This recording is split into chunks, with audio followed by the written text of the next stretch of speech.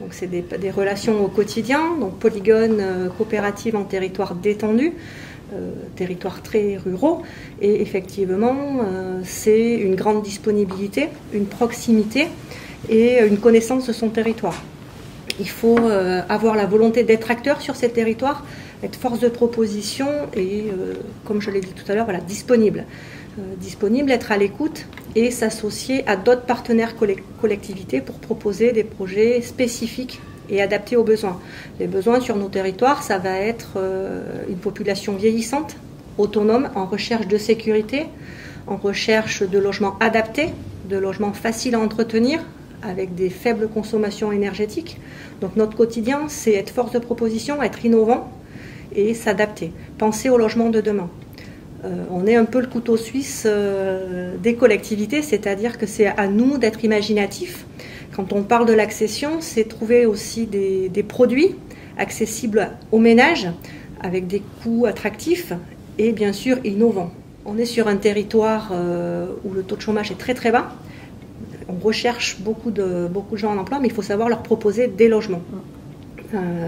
Ces logements doivent être à proximité des services. Ça dépend des interlocuteurs que nous avons, mais des collectivités très motrices qui vont rechercher par exemple des enfants pour leurs écoles sont prêtes à trouver elles aussi des solutions.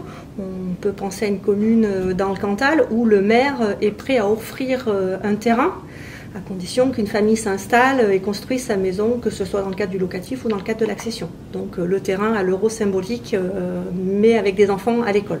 Donc derrière des postes sauvés. Donc ça c'est notre quotidien, c'est des spécificités de chaque instant. On a un projet d'habitat participatif dans de l'ancien, dont les travaux ont commencé hier, en termes de démolition, donc on est sur de l'existant.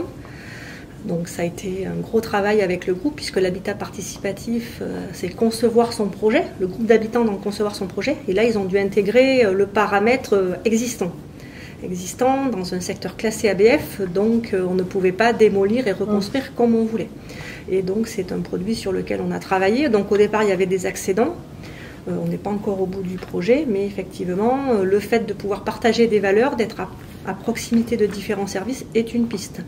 On a d'autres projets, une en réflexion sur Saint-Flour, où on est à la recherche de financements spécifiques pour proposer un produit en deçà du produit du marché, pour justement attirer des populations sur le centre.